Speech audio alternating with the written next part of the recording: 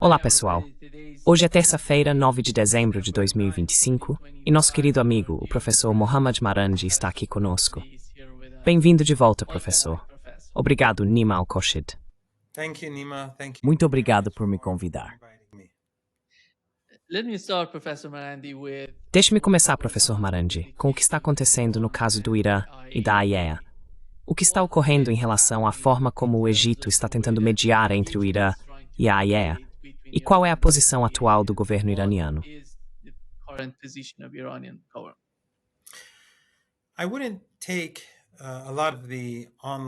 Eu não levaria muito a sério as conversas online. Toda vez que alguém fala com outra pessoa ou faz uma declaração, as pessoas começam a especular. Não acho que nada importante tenha mudado.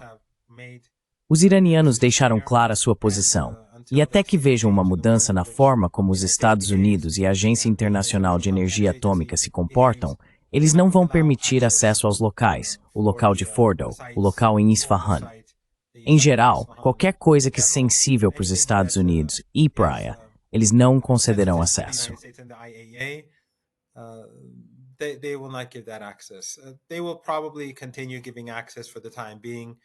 Eles provavelmente continuarão concedendo acesso, por enquanto, ao reator de Teherã, que produz isótopos médicos para pacientes com câncer, e ao reator nuclear de Bushehr, que foi construído principalmente pelos russos. Os russos têm a obrigação de permitir o acesso da Agência Internacional de Energia Atômica. Portanto, nesses casos, eles provavelmente continuarão permitindo o acesso.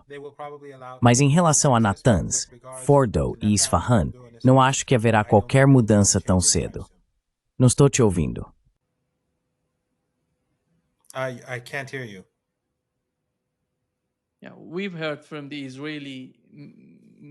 Ouvimos da mídia israelense que eles tentaram enviar uma mensagem aos iranianos, dizendo que não vão atacar o Irã. Mas não parece que o Irã acredite em nada do que Israel diz. Parece que eles enviaram suas mensagens por vários canais. Qual é o entendimento atual por parte do governo iraniano? Como eles veem a situação no Oriente Médio? O panorama mais amplo é algo ameaçador? Está trazendo algum tipo de novo caos ou conflito? É possível que Israel diga uma coisa, mas a outra.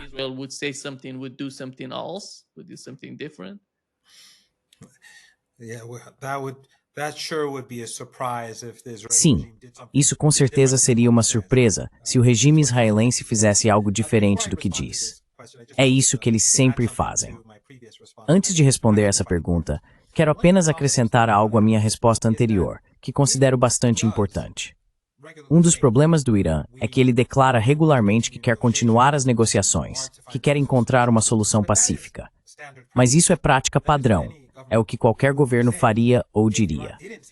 Se o Irã não dissesse isso, os americanos, os europeus e o regime israelense, é claro, usariam isso como uma ferramenta para demonizar o Irã e afirmar que ele não está disposto a negociar ou encontrar uma ação.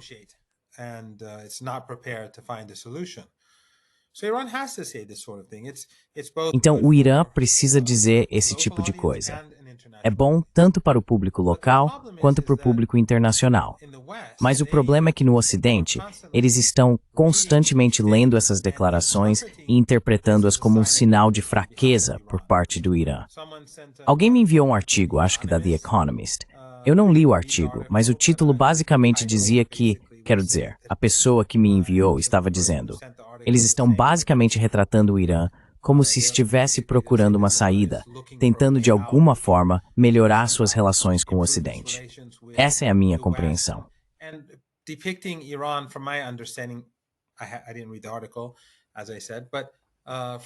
Eu não li o artigo, como eu disse, mas pelo que entendi, ele retratava o Irã como fraco, vulnerável e inseguro.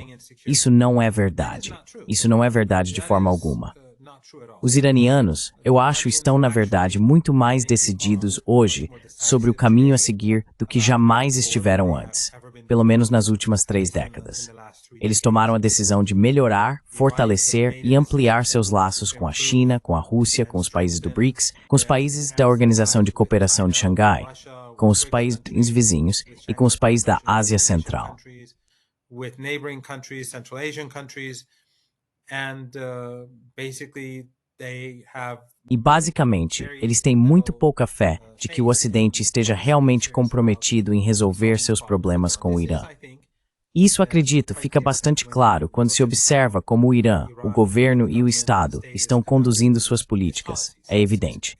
E acho que isso vai, a meu ver, beneficiar o Irã no médio e longo prazo. Em 2 ou 3 anos, acredito que os iranianos comuns verão os benefícios dessa política. Então, essa espécie de postura de esperar para ver, que existia no passado entre alguns funcionários iranianos, desapareceu. Essas são interpretações equivocadas no Ocidente. Basicamente era isso que eu queria dizer, que quando os iranianos falam sobre uma solução negociada, isso não significa que eles queiram apaziguar os Estados Unidos. Não significa que vão oferecer novas concessões à OTAN ou a qualquer outro.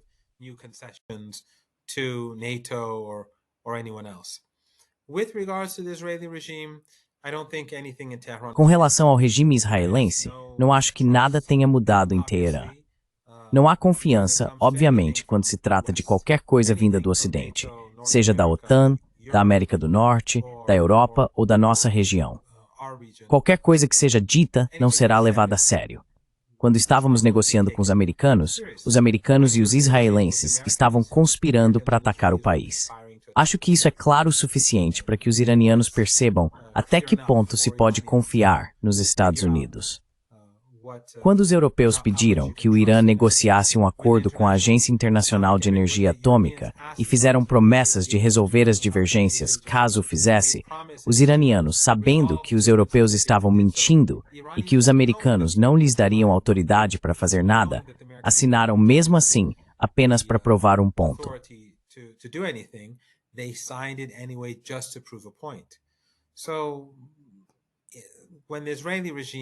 Portanto, quando o regime israelense diz a terceiros que não está interessado em atacar o Irã ou que não quer atacar o Irã, isso não vai mudar os cálculos do Irã. O Irã está se preparando para a guerra, e a melhor maneira de evitar uma guerra é estar preparado para ela. As capacidades do Irã estão sendo aprimoradas, suas forças armadas estão atuando em todos os níveis, assim como o governo, para corrigir quaisquer deficiências que o país tenha tido durante a guerra, e para fortalecer ainda mais aquelas capacidades que se mostraram eficazes durante o conflito.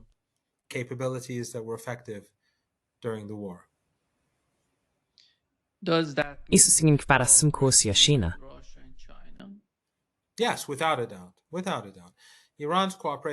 Sim, sem dúvida. Sem dúvida.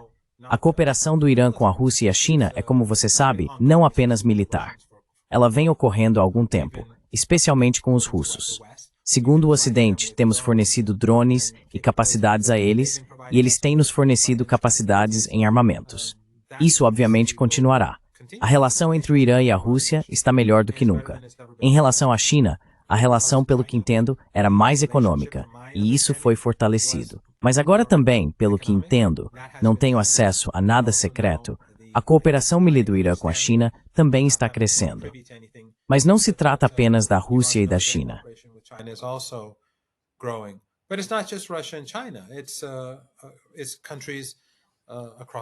São países em toda a Ásia, países em toda a Europa, o sul global, em que o Irã quer se concentrar. E acho que depois da guerra, isso se tornou mais evidente. O presidente Raisi tem sido claro sobre isso, assim como outros altos funcionários iranianos.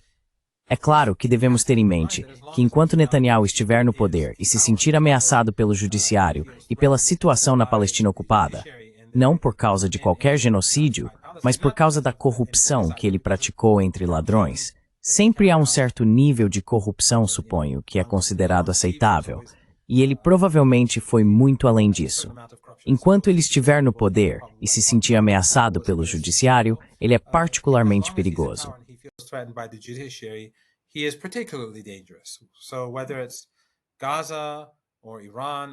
Então, seja em Gaza, Irã, Síria, Líbano, Iêmen ou Iraque, acho que todas essas entidades devem permanecer cada vez mais vigilantes. Claro, quando digo Síria, refiro-me ao povo sírio. O governo sírio é um regime de procuração. Vimos Jolani se encontrar com Trump, vimos ele jogar basquete com o chefe do CENTCOM e o vimos em um pequeno caso de amor com o general Petraeus. exceto pelas pessoas mais sectárias e ingênuas que ainda acreditam que isso é algum tipo de revolução. Uma revolução indígena, ou que está de mãos dadas com a CIA e o Mossad na Síria, é algo bom. Todo o resto já entendeu o que está acontecendo.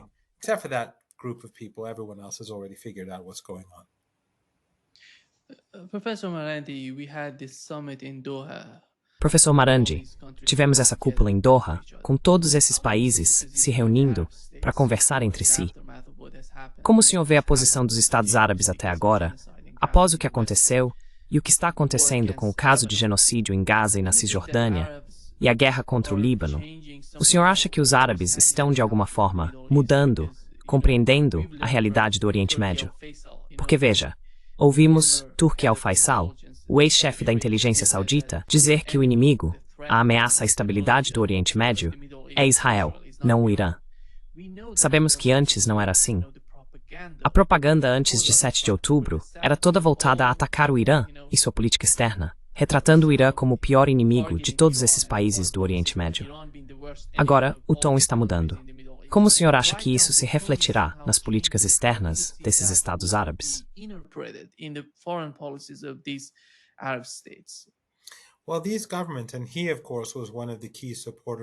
Bem, esses governos, e ele, é claro, foi um dos principais apoiadores do ISIS, da Al-Qaeda e de todos aqueles outros grupos terroristas durante a Guerra Suja liderada pelos Estados Unidos na Síria.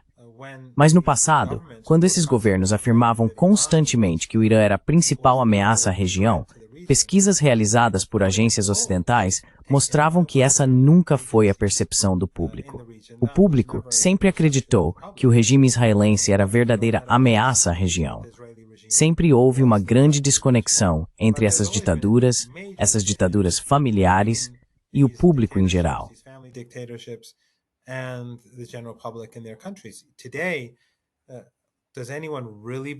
Hoje, alguém realmente acredita que exista um único país em que a população apoia as políticas de seu governo em relação a Israel, o regime israelense na Ásia Ocidental, exceto o Iêmen ou o Irã? As pessoas realmente pensam isso?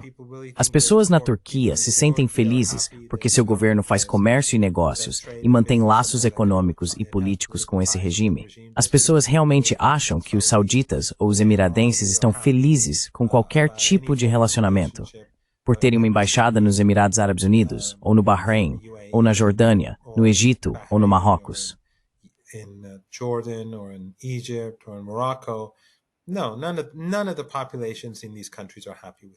Não, nenhuma das populações desses países está satisfeita com essas políticas.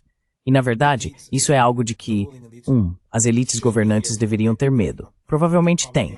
Se não têm, deveriam ter, porque essa insatisfação pode, em última instância, causar uma grande crise. Vimos isso durante a chamada Primavera Árabe, ou Despertar. Tudo parecia tranquilo, tudo parecia silencioso. E então, de repente, um jovem ateou fogo em si mesmo na Tunísia por causa de uma estreia local. E vi uma revolta em toda a África do Norte e na Ásia Ocidental, porque as pessoas estavam muito insatisfeitas.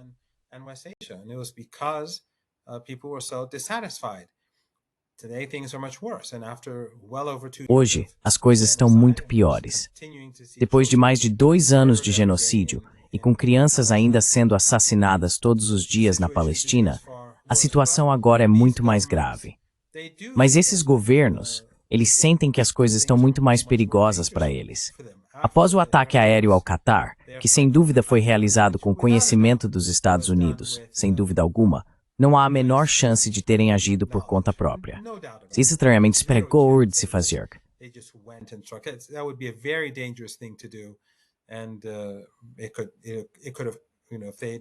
E poderia ter acontecido, sabe? Se eles tivessem ido secretamente sem o conhecimento dos americanos, os americanos poderiam tê-los atacado ou lançado mísseis contra eles, ou vice-versa. Então não há dúvida de que isso foi feito em coordenação. Depois disso, acho que os países árabes se sentiram muito mais vulneráveis.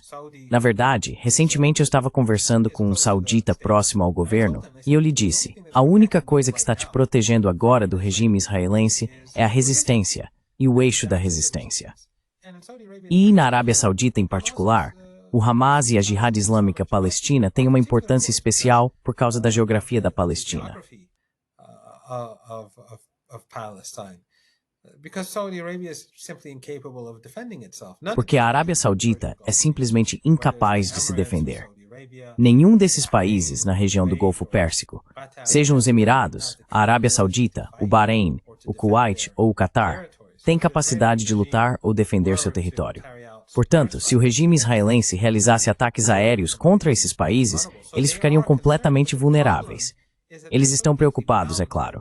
Mas o problema é que estão tão profundamente ligados ao Ocidente que têm poucas opções. Deixaram-se com pouquíssimas alternativas. Eles não vão se afastar dos Estados Unidos, nem vão se inclinar para a China, a Rússia ou o Irã.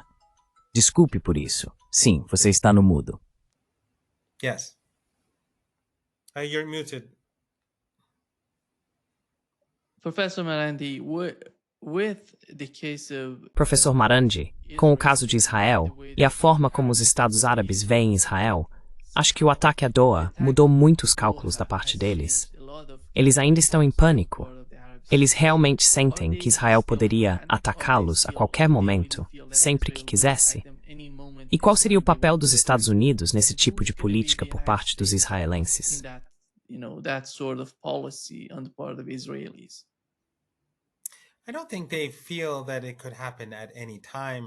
Eu não acho que eles sintam que isso possa acontecer a qualquer momento, mas eles se sentem muito vulneráveis. No caso do Catar, basicamente vimos o primeiro-ministro do Catar, em sua entrevista com Tucker Carlson, admitir que, e nós já sabíamos disso, é claro, a única razão pela qual o Hamas está no Catar é porque os americanos e o regime israelense queriam que eles estivessem lá. Ele disse que isso aconteceu há cerca de 12 ou 13 anos, quando a ala política do Hamas começou a ter divergências com o governo sírio, e houve uma divisão. Os americanos e os israelenses queriam Hamas fora da Síria. Eles queriam enfraquecer o eixo da resistência.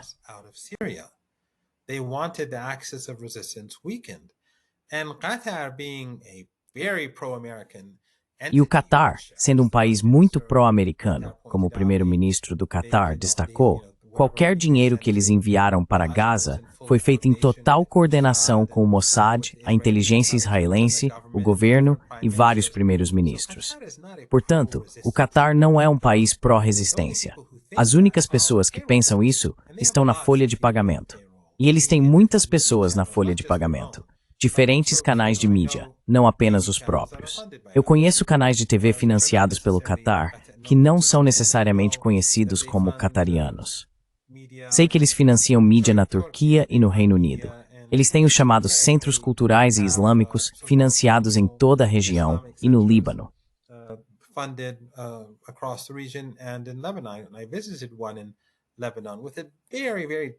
Visitei um em Líbano que tinha um histórico muito profundamente sectário. O clérigo que o liderava era muito ignorante sobre a resistência, sobre o Hezbollah e sobre questões ideológicas, mesmo estando apenas 2 ou 3 milhas, talvez 4 ou 5 quilômetros de distância de enfim, ele estava em Beirute. Então, aqueles que estão na folha de pagamento, obviamente serão forçados a adotar uma posição específica. Mas na realidade, é claro, mais uma vez, vimos como na noite passada, no Líbano, os apoiadores de Jolani foram às ruas.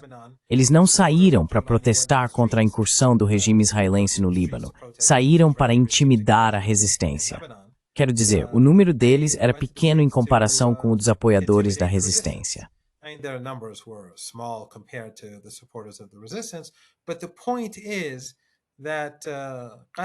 Mas a questão é que o Catar, Erdogan, o regime na Síria e outros regimes regionais não são pró-resistência.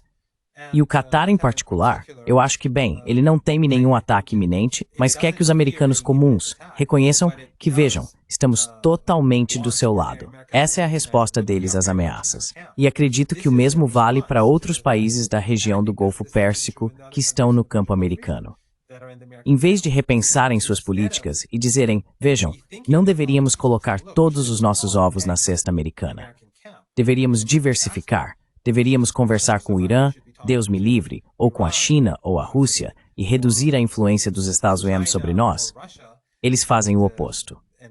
Então, o primeiro-ministro do Catar basicamente admite que, vejam, temos o Hamas aqui porque vocês quiseram que fosse assim. since you wanted us to do so. Professor, como o senhor vê a Rússia e a China no Oriente Médio? O senhor acha que eles podem trazer algum tipo de equilíbrio ao poder americano na região?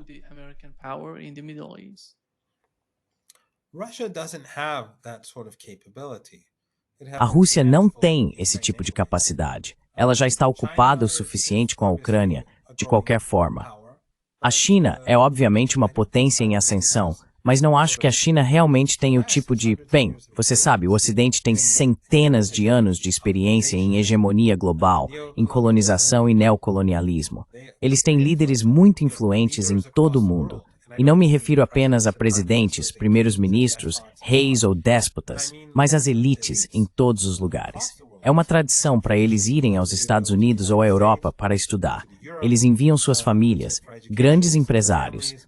Muitos desses, você sabe, programas da USAID, muitas dessas bolsas de diferentes fundações, quando dizem, nós doamos, digamos, 10 milhões de dólares em bolsas para esta região da África, ou da América Latina, ou da Ásia, é disso que estão falando.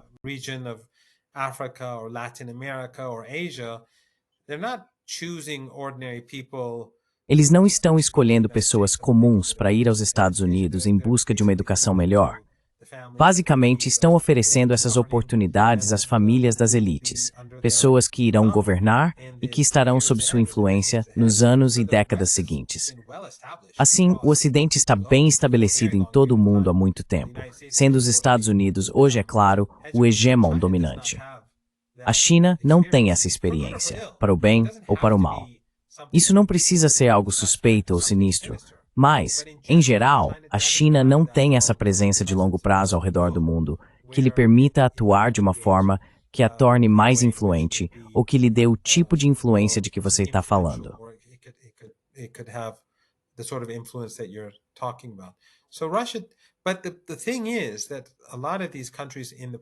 Mas a questão é que muitos desses países, na região do Golfo Pérsico, estão atrelados ao Ocidente. Mesmo agora, quando querem comprar novas armas para se protegerem contra o regime israelense, que armas eles compram? Vão e compram armas americanas. Mas no fim das contas, os americanos sabem melhor do que ninguém como neutralizar suas próprias armas. Então eles não estão se beneficiando em nada. Estão basicamente dando subornos aos americanos e propinas sabe-se lá para quem. Mas como tem riqueza, se quisessem construir laços mais fortes entre si, e Moscou, ou Teherã, ou Pequim, poderiam fazê-lo. Poderiam criar influência para si mesmos. Mas não acho que nenhum deles jamais consideraria seriamente algo assim.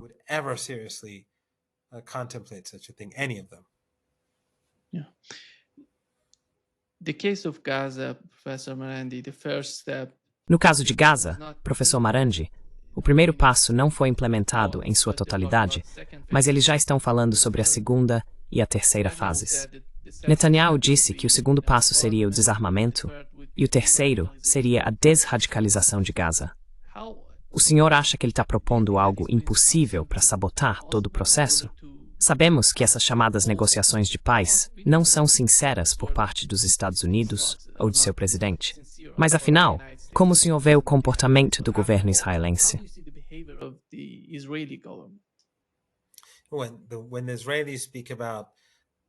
Quando os israelenses falam em desradicalização, a primeira coisa que vem à mente é Amalek. Eles consideram os palestinos sub-humanos, consideram os libaneses sub-humanos, consideram todos sub-humanos. Veem a si mesmos como uma raça superior, um povo escolhido. Os únicos que precisam ser desradicalizados são os sionistas e aqueles que foram colocados no poder por eles, como os takfiris. Quero dizer, esses grupos que as agências de inteligência ocidentais têm apoiado, como o ISIS, Al-Qaeda e todos os outros, foram financiados pelo Ocidente ou por seus representantes dentros, como o Qatar e outro alcoólico em petróleo e gás.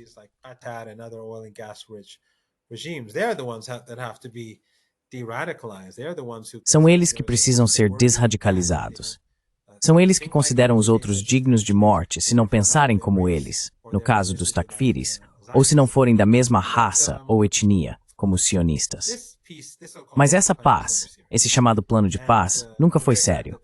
O simples fato de que a fase 2 e a fase 3 são tão vagas e de que não há uma relação clara entre a fase 1 e a fase 2, deixa óbvio que eles sabiam que isso nunca iria a lugar algum. E mesmo a fase 1 não foi cumprida de forma definida. Estão vendo massacres acontecendo diariamente regularmente. Taking place daily and regularly in Gaza. One day it's 5 people, one day it's 7 people, one day it's 15 people, one day it's 20. Um dia são 5 pessoas, outro dia são 7, outro dia são 15, outro dia são 20. Ontem acho que mataram a tiros uma menina de 3 anos que brincava do lado de fora da tenda. Mas sabe, isso não é algo com que o Ocidente se importe. Jornalistas ocidentais, mídia tradicional, políticos ocidentais, diplomatas ocidentais, todos fingem que isso é um cessar-fogo. Foi o que Trump disse 2 ou 3 dias atrás. Temos paz. Não é paz. Mas como as vidas palestinas, você sabe, não significa nada por words, não importa. E sabe, os sionistas e seus aliados os consideram Amalek. Então, para a BBC, eles são Amalek. Allies consider them to be Amalek. So for the BBC, they're Amalek. For CNN, they're Amalek. For the New York Times, para a CNN, eles são Amalek. Para o The New York Times, The Washington Post, Fox News, The Guardian, todos eles são Amalek. De vez em quando você sabe, a narrativa é clara, e é claro de que lado todos estão. Só quando estão sob pressão, quando a opinião pública nas redes sociais, apesar de toda a censura, fica completamente indignada, é que alguns desses veículos de mídia deixam passar um pouco de informação. Então não vejo esse cessar-fogo, esse chamado cessar-fogo, it's unexplained down. E nesse cálculos, isso vou inovar-tal. Não apologia de Gaza. Espíritos punho, after Sbabom Schwinizer. Most of Gaza is now controlled by the Israeli regime. The yellow line of A linha amarela é essa linha vaga em que eles estão constantemente matando crianças e fingindo que essas crianças são uma ameaça, porque gostam de matar, porque têm sede de sangue. Quero dizer, alguém realmente acredita que os atiradores israelenses não sabem a diferença entre uma criança de 3 anos e um homem armado de 20? Claro que não. Mas ninguém vai ser punido, porque esse comportamento é aceitável no Ocidente quando se trata de Israel. Então não vamos chegar a lugar nenhum com o cessar-fogo. Eles vão continuar pressionando os palestinos comuns. Sabe, eles estão permitindo que a ajuda entre. Não estão permitindo que a reconstrução aconteça. As crianças estão morrendo.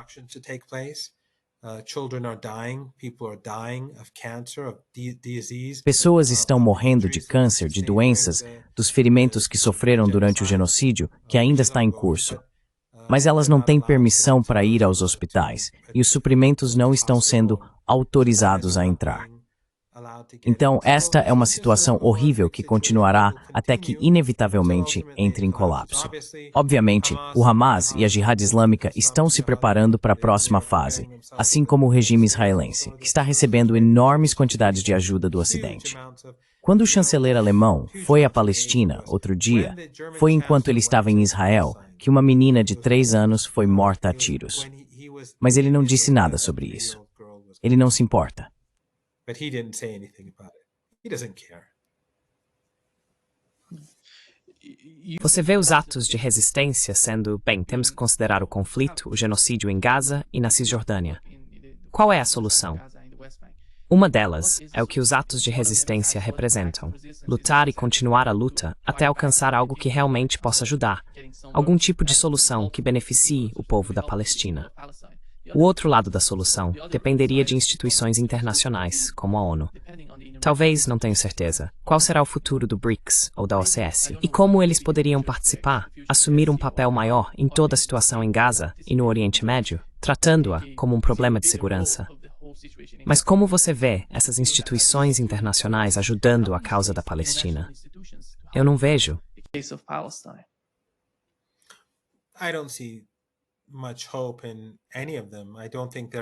Não vejo muita esperança em nenhum deles. Acho que nunca houve muita esperança em nenhum deles. A instituição mais importante é a ONU, e a ONU não fez nada para impedir o genocídio por mais de 2 anos. Muitos, você sabe, os britânicos, os franceses, os alemães, os americanos, 3 deles sendo membros permanentes do Conselho de Segurança da ONU, apoiaram o genocídio do regime israelense e o massacre diário de mulheres e crianças. Então, quando não há esperança de mudança na ONU, que outras instituições internacionais podem promover mudanças? O BRICS e a Organização de Cooperação de Xangai, acredito, são organismos mais voltados para dentro.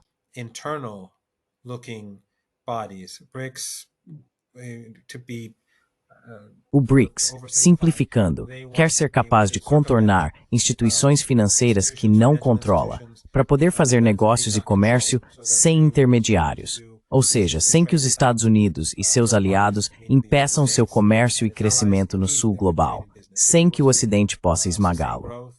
A Organização de Cooperação de Xangai era inicialmente mais uma organização de segurança, porque o Ocidente estava construindo o ISIS e a Al-Qaeda na Síria, no Iraque e em países da OTAN, como a Turquia sob Erdogan. Ele é o controlador central desses grupos terroristas.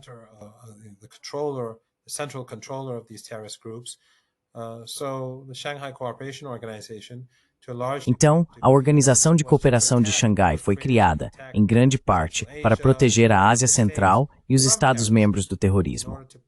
Com a iniciativa do Cinturão e Rota e as interconexões que estavam sendo desenvolvidas, um dos temores era que terroristas e extremistas, do tipo que vimos no Afeganistão por tantas décadas, pudessem infiltrar-se em diferentes países e atrapalhar a ascensão da Ásia. Assim nasceu a Organização de Cooperação de Xangai.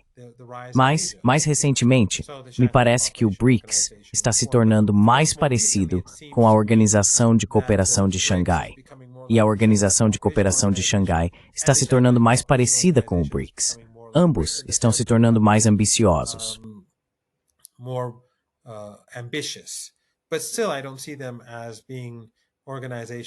Mas ainda assim, não os vejo como organizações que vão se levantar contra a violência em curso, uma violência em nível de holocausto. Se o regime israelense atacar o Líbano amanhã, não será a ONU, nem qualquer órgão internacional que fará algo. O que é importante, porém, é o poder do povo. É a própria resistência no Líbano, na Palestina, no Iêmen, no Iraque e, aparentemente, a resistência crescente na Síria, que não está sob o controle de Jolani. Mas também é o poder do povo. E o fato de que o mundo se voltou contra o regime israelense. Estamos, de fato, vendo isso crescer a cada dia. A divisão interna nos Estados Unidos tem muito a ver com genocídio e muito a ver com o caso Epstein, que também está ligado a Israel. Então, o despertar que o genocídio provocou, acredito, está tendo um impacto.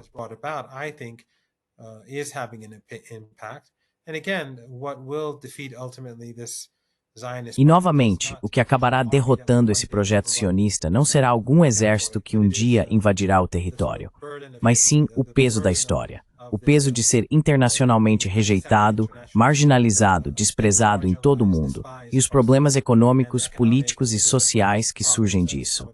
Esses fatores acabarão levando à derrota do regime israelense. E possivelmente ou provavelmente, acho que veremos mudanças em nossa região, na Síria, em outros países e na Turquia.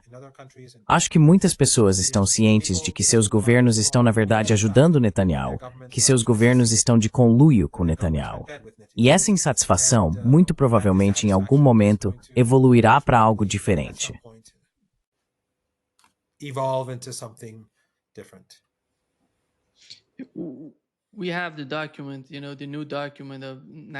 Temos o novo documento, a Estratégia de Segurança Nacional dos Estados Unidos sob a administração Trump. O documento foi publicado e, em relação ao Oriente Médio e à Ásia Ocidental, não se vê muita diferença na política externa ou na estratégia dos Estados Unidos. Mas observamos certa divisão quando se trata da guerra na Ucrânia entre os Estados Unidos e os europeus. Recentemente, em Doha, um dos representantes europeus, um analista da Europa, disse que a primeira prioridade da Europa é a Ucrânia. Quando se trata do Oriente Médio, qual é a prioridade da Europa? É apoiar Israel e enviar mais armas? O que é? Sim, sem dúvida.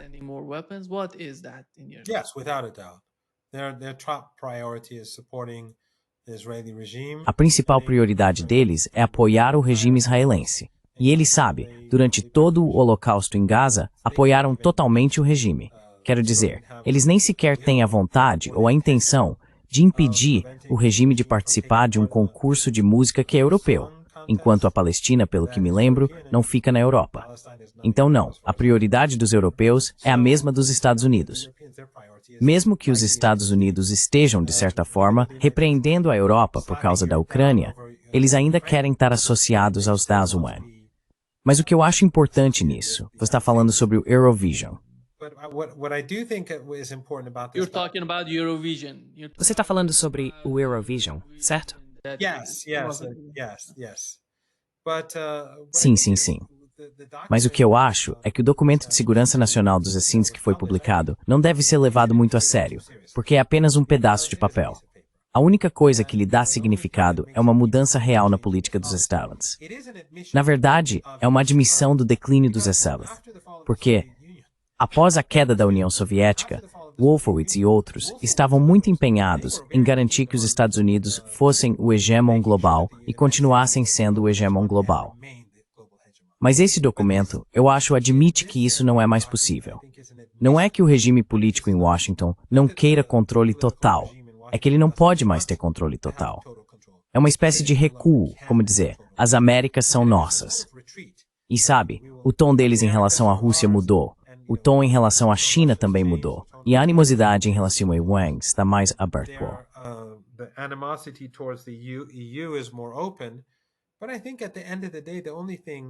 Mas eu acho que no fim das contas, a única coisa que realmente importa é uma mudança de política na prática. Os Estados Unidos têm o quê? 900, quase 900 bases militares ao redor do mundo.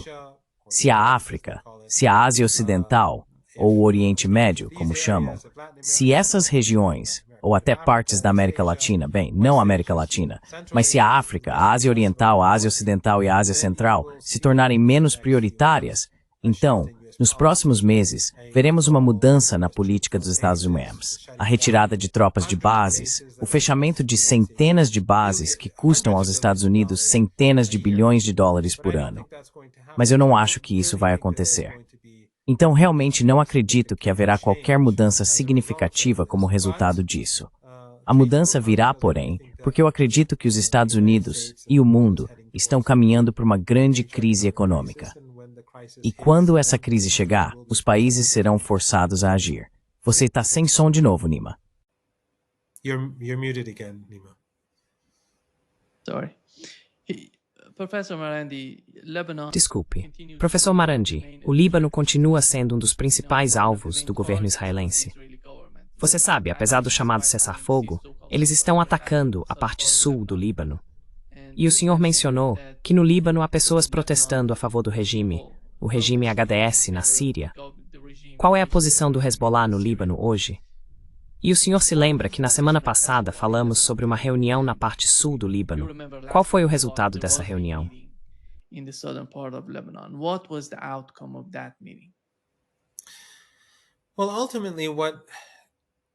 Bem, no fim das contas, o que vai acontecer ainda está por ser visto. O que o regime israelense fará? Vai escalar ou não? Enquanto falamos, drones israelenses estão sobrevoando o Líbano, e as pessoas em Beirute ouvem constantemente o som desses drones. Mas os governos ocidentais não farão nada a respeito, apesar de serem os garantes do cessar-fogo. Quando os israelenses bombardeiam o Líbano, como fizeram na noite passada perto, acho, de Nabatie, não há condenação por parte do Ocidente. Não há reação. É total indiferença. A mídia ocidental não diz nada, porque todos estão no mesmo campo.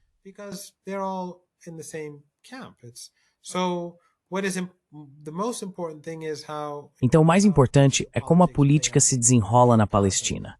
O governo do Líbano foi instalado pelos Estados Unidos, isso é claro. O primeiro-ministro do Líbano é totalmente pró-americano. O presidente é um pouco mais ambivalente, mas ainda próximo do campo dos Estados Unidos.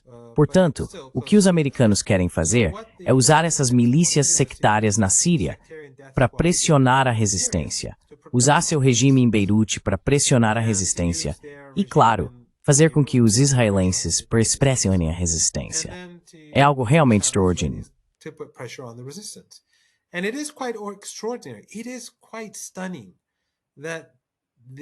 É realmente impressionante que as mesmas pessoas sectárias que têm apoiado, junto com a CIA e o Mossad, os esquadrões da morte na Síria, que comemoraram quando eles chegaram ao poder e comemoraram novamente no aniversário de sua ascensão, não percebam a ironia de sua posição. Em Beirute, por exemplo, seus aliados e amigos tentam intimidar os apoiadores da resistência, mas nunca fazem nada contra o regime israelense. E isso, eu acho, mostra o quão profundamente corrompidas algumas dessas pessoas estão. Mas isso se deve, em grande parte, ao fato de que elas precisam agir, pelo menos seus líderes, de uma forma que agrade a seus financiadores. E como eu disse, o financiamento deles vem de empresas de petróleo e gás. Their funding comes from oil and gas money, whether it comes directly or through Se isso vem diretamente ou por meio de Erdogan, realmente não importa. Mas é bastante impressionante que mesmo agora, enquanto falamos, o chefe do CENTCOM tem enviado uma mensagem de congratulações ao regime de Jolani, agradecendo-lhe por supostamente impedir que armas chegassem ao Líbano para fortalecer o Hezbollah contra o regime israelense. Está tudo claro como o dia sobre o que está acontecendo, mas algumas pessoas preferem manter a cabeça enfiada na areia. No entanto, como as coisas estão, acho que os americanos reconhecem que o desarmamento do Hezbollah não vai acontecer. O governo libanês simplesmente não tem essa capacidade. The Lebanese government does not have that capability. The Lebanese military and the government itself would be torn apart. As forças armadas libanesas e o próprio governo seriam destruídos, porque a maioria dos libaneses apoia a resistência. Alguns são apoiadores fervorosos e outros apenas a apoiam de forma geral, mas é uma maioria forte. Então isso não é possível. O regime israelense, se fosse fácil para eles, já teria atacado. E acho que está muito claro que o Irã apoiará o Hezbollah por todos os meios necessários. Enquanto isso, o regime sírio está em uma situação terrível. Ele governa apenas a capital. O restante do país é controlado por milícias, por grupos do ISIS, por diferentes facções da Al-Qaeda, por gangues mafiosas, por organizações criminosas locais. É uma bagunça total. It is a total mess.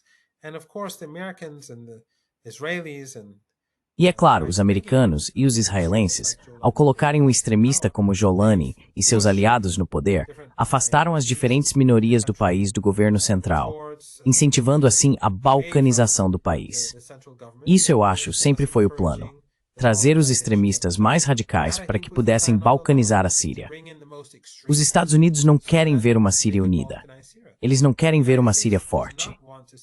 Quem pensa o contrário é, na minha opinião, extremamente ingênuo. O que os Estados Unidos querem é exatamente o que o regime israelense quer. A balcanização do país, fragmentando-o em pedaços para que o regime israelense possa ter controle total.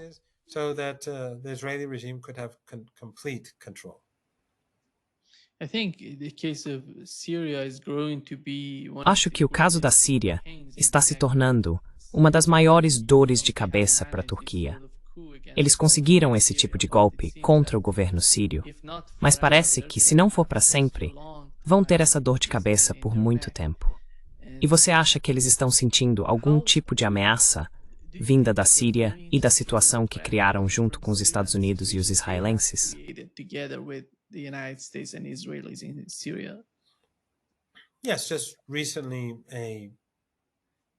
Sim, recentemente, uma pessoa próxima ao governo turco me disse que estão preocupados com o regime israelense e suas intenções na Síria. E claro, eu disse a ele, vocês trouxeram isso sobre si mesmos, certo? Ao enfraquecer a resistência, ao destruir a resistência em alguns lugares, porque quiseram, ou porque Erdogan quis criar seu pequeno império otomano, seu mini império otomano, vocês basicamente destruíram o muro que os protegia do regime israelense. E claro, a Turquia não está em posição de enfrentar o regime israelense. Não é como o Irã que está disposto ou preparado para revidar com força e ser atingido pelo regime. A Turquia é muito vulnerável.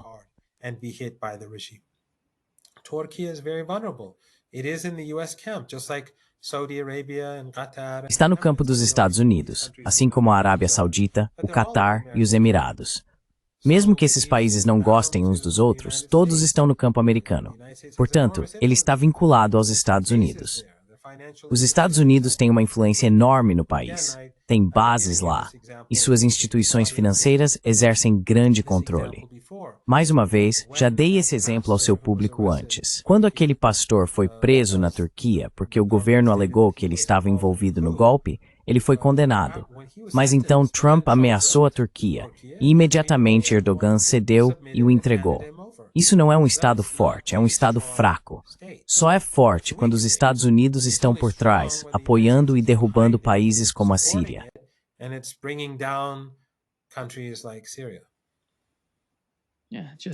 Lembre-se apenas do golpe na Turkcem e de como a Rússia e o Irã tentaram ajudar a Turquia. E a Turquia simplesmente se afastou deles, sabe?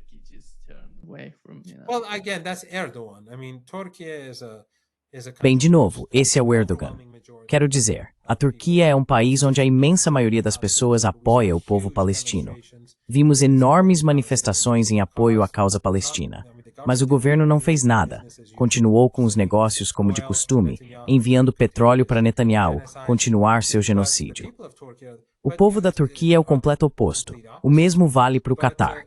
Quando a Arábia Saudita e os Emirados se voltaram contra ele e quiseram derrubar o regime de lá, estime o Irã de joelhos. Mas depois, sem as minhas ouvidas, o regime do Catar voltou por as costas. The regime of Qatar began to stab Iran in the back again. Muito obrigado, professor Marandi, por estar conosco hoje. É sempre um grande prazer. Muito obrigado por me receber, Nima. Thank you very much for having me, Nima.